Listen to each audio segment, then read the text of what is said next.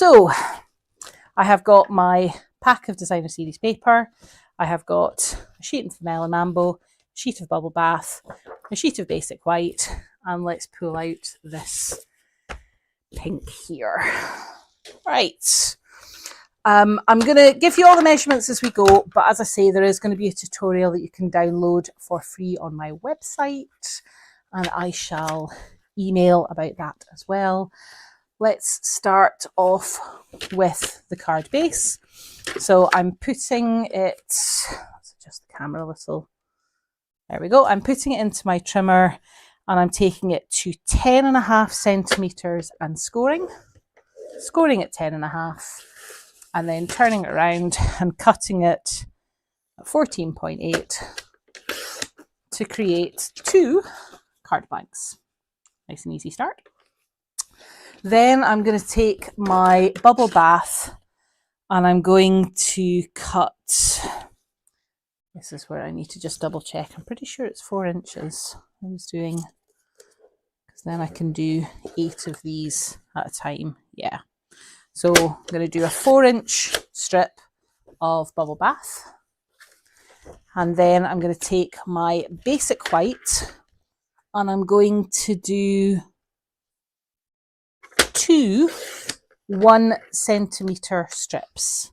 Now this is if you're making this card in multiples, which I am, because this is also going to be the card I'm going to send out with anybody who orders from me this month, and I'm being optimistic and hopeful that people will order from me. I'm going to cut my strip of DSP at 3 inches. And then I'm going to cut this at 4 inches. So for each card, you need a there we go. For each card, you need a 3-inch by 4-inch strip of DSP. And as I say, I'm doing these in multiples, so I'm just going to cut those other 2 pieces. So basically, from a 3-inch strip, you get 4 pieces. So you get 6, 1, 2, 3, 4, 5, 6, 6 times 2, 12. So you'd get 12 of these cards from a single sheet of DSP. Okay, and once I've done that, I'm going to take this piece, I'm going to put it back in. Hey Julie, don't worry about it. And I'm going to cut it again at 2.5 inches. Okay, so now I have a piece that is 3 inches by 2.5 and 3 inches by 1.5. Okay, pop them to one side. That's all the stuff that I need cut. So the next thing I'm going to do, I'm going to start with my card base. I have to say thank you to the lovely Julie who came round and crafted with me at the weekend, and she cut and prepared a whole load of my card bases. So thank you very much, lovely Julie. What we're going to do here is use this embossing folder. This is the Starstruck embossing folder, which at first I thought, meh, it's more flowers. Who needs more flowers? But it's not. Look at this. Can you see? They're like tiny little stars. Let's see if I can hold that up with something at the back. Can you see they're all little stars? I'm just going to have to emboss it and show you. So I'm going to take my card base and I'm going to put it inside my embossing folder and close it over. Now, I am using my cut and emboss, which means this is a standard embossing folder, not a 3D embossing folder. So I need my base plate number 1 and then 2 of my clear plates. Put on the top. Let's use my cut and emboss machine, and I'm going to crank this through. The size of card blanks that we use do fit in through the cut and emboss machine, so you can just emboss directly onto a card blank. Look at that. Isn't that really cute? I think it's gorgeous. Love it. Let's pop that back down there. So I have got the whole front piece of my card is now embossed. I still want to do the score line again, so the best way to do that is to fold it so that the embossed side is face down and the smooth side is up, and then just go over with your bone folder again gently. And that way it will still give you a nice sharp fold, but it won't have destroyed all your embossing on the front. Okay. Next, we're going to put our pieces of designer series paper onto the card. But before we do that, I didn't know if you could see, but on the original design that I did, there's some of this gorgeous gold sparkly trim down the center. So it just gives it something. It gives it some sparkle. Now, when I was doing these at the weekend, the way that I was doing it was a bit of a faff. So I'm not going to lie, I have worked out an easier way to do it. So this is my where I want my designer series papers to be. So I'm going to remember that that's my bottom piece there, and that's my top piece there. Let's start with this. I'm going to take my gold trim, which I've used nearly the whole reel already. This is mad. I'm going to have to just get another one. And I'm going to take some tear tape and stick the tear tape down along the top of the reverse of my designer series paper. Okay. Then I'm going to fold it over, position it at the top of the card, and then I'm going to take about another inch from the bottom of the DSP. So the DSP finishes there. I want to take it to about there, and so I'm going to cut. You don't need to be too precise about this. Okay, let's just pop that to one side. And then I'm going to do the same again with the larger piece. You've noticed here I'm actually putting my bone folder down to help hold the trim in position, because then I can get my piece of tear tape. I can tear it to the right size that I want. I can line up my DSP so that the trim is centered. Stick that down. And then turn it upside down and fold it over just like that. And then this is going to be at the base of my card. And I want to take that up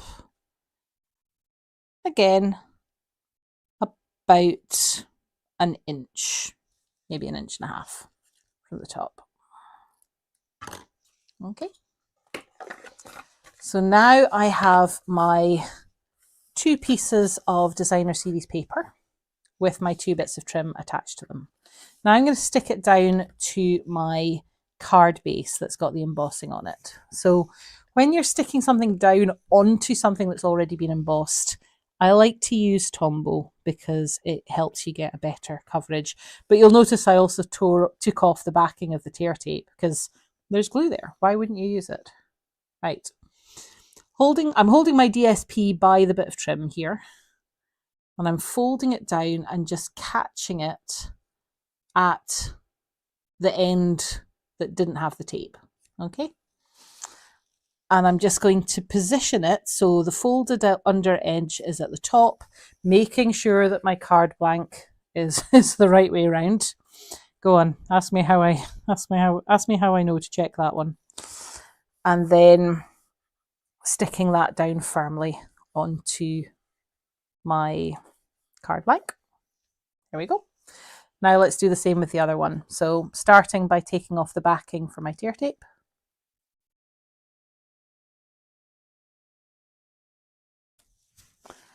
Using my Tombow.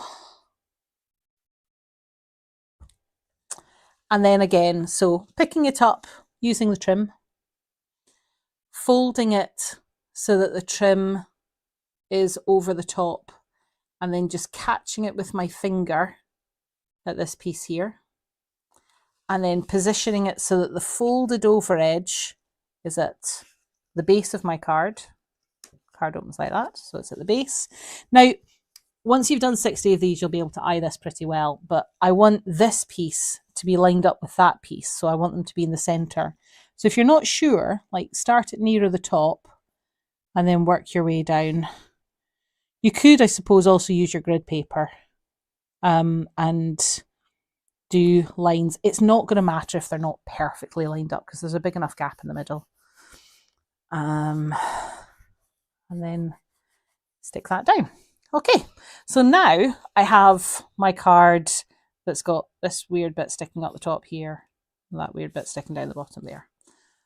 So my next step is to take a couple of dimensionals, and I'm using the larger dimensionals here.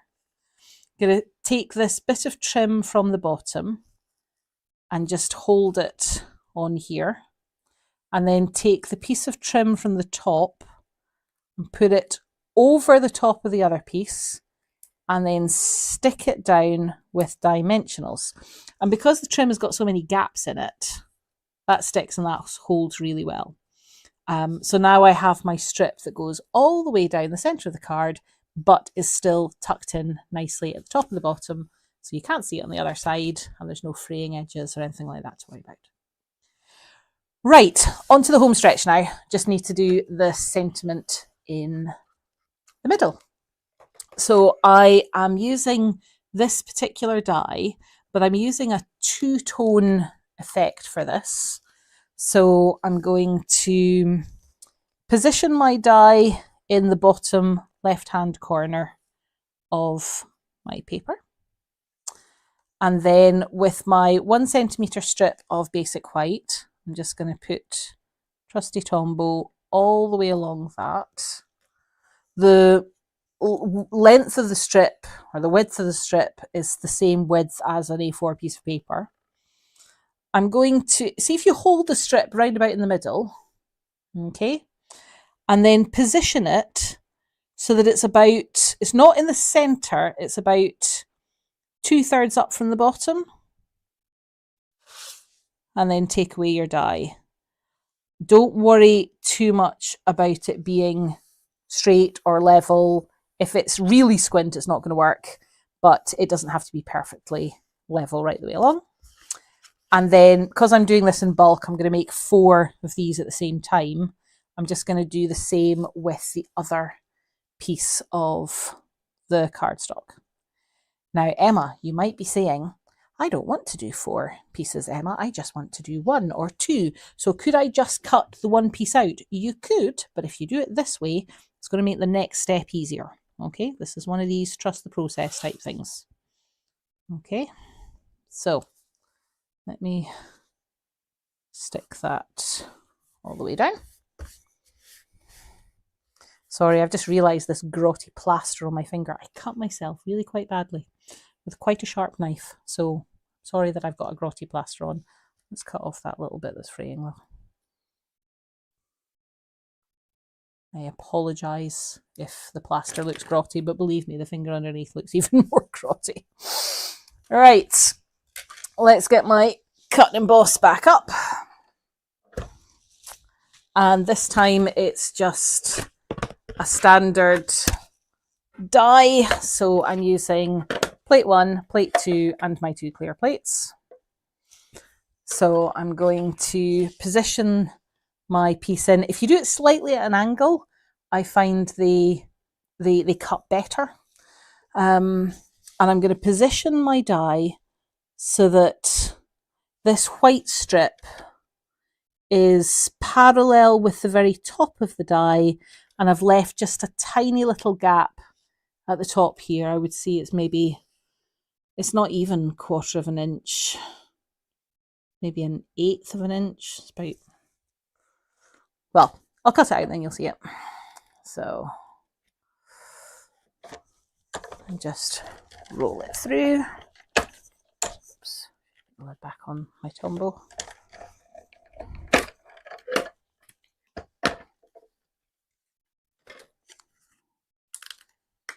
There you go.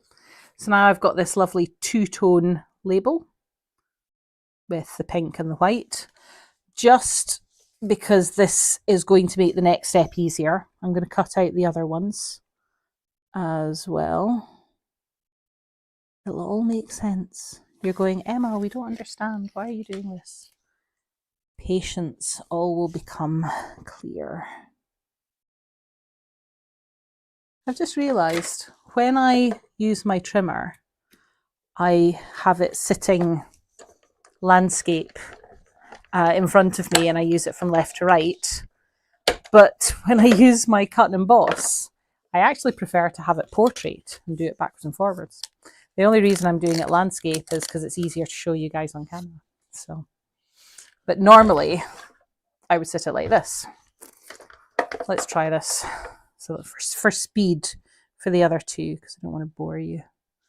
While I'm positioning this label, remember how I said don't worry if the white strips aren't perfectly straight. That's because you're going to be positioning a die over them anyway. So if they weren't perfectly straight, it's not going to matter when you just cut the die, cut it out at the position that you want. All right, that was 3. I'll cut out the 4th one. I know I often do cards in bulk, and honestly, I would strongly urge you, when you're making a card, once you've got a design that you've made and that you like, and while you've still got all the pieces out there in front of you, make another one. Always make 2, because if you have made a birthday card, you're going to need another birthday card for somebody else at some point, unless you only know one person. And you know me, so you know more than one person already. But chances are, if you've needed one birthday card, you're going to need another one. And if you've made a design that you like, then just make it again. Or if you've made it and you thought, do you know what, that would have looked really nice in blue or green, make it in another colour. Right, this is the piece that I'm left over with. Does look familiar, Mum. Yes, we did start off with showing them at the start, so I don't feel like I'm conning people much. The piece that I've used to cut out my shapes, I'm going to cut it in half. And this piece that I've got here, I'm going to use as a template. Now I'm using my trusty Stamparatus, which I love and which we no longer sell. So if you've got one, use it, love it, enjoy it. If you don't have one, then use whatever equivalent you've got, or just use clear blocks and stamp that way. But because I'm doing these in bulk, I find it so much easier to use the Stamparatus. So I'm going to put my magnets to hold that firmly in place. Then I'm going to take one of my tag pieces and I'm going to put it back into the hole that I cut it from. Okay. Now the stamps that I'm using, as I say, it's one from the new Spring Summer catalogue. It's called Link Together. And the ones that I'm going to use are Wishing You a Happy Day. So first of all, I'm going to take the a happy day. That's it, had it upside down. It's not inked. I know it looks a bit pink right now. It's just because I've used it an awful lot over the last few days. It still stamps perfectly well and it's still perfectly clean. I'm going to position that on the tag where I want it to be. All right. And then I'm going to take my plate round and have my stamp stick to that plate. Then I'm going to put the tag back in there and I'm going to use this one, Wishing You. And I'm going to place that in the centre of that white band that's along the top of the shape. And then bring my other plate down, have the stamp attached to it. Doesn't matter that it sticks there. Let's do that. Right. So now the colours that I'm using for this card. So Melon Mambo, that's the ink that matches the card base. And Bubble Bath, that's the ink that matches the label base. Hey Jean. So I'm going to ink up my stamp and then bring it down onto the Wishing You. And then I'm going to ink up my other stamp and bring that round as well. There we go. And that's my label. Now, I'm not going to do all of them, but I am just going to show you that once you've got it set up, you can then just take all of your other labels that you've cut out, put them into the hole in the template that you've created, and keep stamping. So it means you don't have to reposition every time. You have already done all your die cutting. You could do more die cutting if you wanted to. If you wanted to do it in different colours, you can do that as well. As I say, I'm not going to do all of them just now because I don't want to bore you. But that is the way to do all your labels. Let's put that to one side. I'm not cleaning that off just now because I am going to finish off and make the rest of the cards. So let's go back to our card base. So we've got 2 dimensionals there already. So I just need a couple more on the bottom. I'm going to put them in the bottom corners of my label. These as well. And then holding this, I'm just going to position it in this gap in between the 2 bits of DSP and stick it down. And then just to finish off, you can see I've nearly finished this whole pack of sequins as well. These are the purple adhesive backed sequins. And I did some of them with like the dark. I think that's meant to be like a dark purple, but actually it looks really nice. It goes really well with the Melon Mambo. Or I could use the paler ones because that goes really nice with the bubble bath. I think for these ones I'm going to use the dark. And just put a couple of these on either side of my sentiment. And there you go. That is, you can't really see the Wishing You because it's a bit pale, but that is the card. And as I showed you at the start, I also did it in Pumpkin Pie and Daffodil Delight. And this one was done in Blackberry Bliss and Fresh Freesia. So this was the variety. And sometimes if you're thinking, oh, but Emma, you know what colours go well together. I wouldn't have known which of these colours to go. Well, here's the tip on how to do that. So the papers, the designer series papers, they tell you on the back what the colours are. So the colours in these papers, if I look at this yellow one with the orange, it tells me on the back that it's Daffodil Delight and Pumpkin Pie. So I know I can pair those 2 colours together and they'll go with these. The same with the Blackberry Bliss or the Melon Mambo. It tells you the colours on the back of the paper. So these are the cards which have gone out with the catalogues. As I say, I'm going to be putting the tutorial up on my website very shortly that you can download all the measurements. And this is the video showing you how to make this lovely card. And I'm also going to be sending out these cards and card packs to make this card with people who have purchased from me recently and from those who purchased for me over the next month. So I hope you have enjoyed that. Hey Ali, lovely to see you. Right, that's all I had for you this evening. I have got a lot though to show you next week. So we've got new kits, we've got scrapbooking, we've got Sale-a-bration, we've got the spring summer catalogue, there's clearance rack stuff, there's so much going on right now. Check out my website. So shopwithemma.co.uk. It'll take you to the Stampin Up website, but you'd be shopping with me.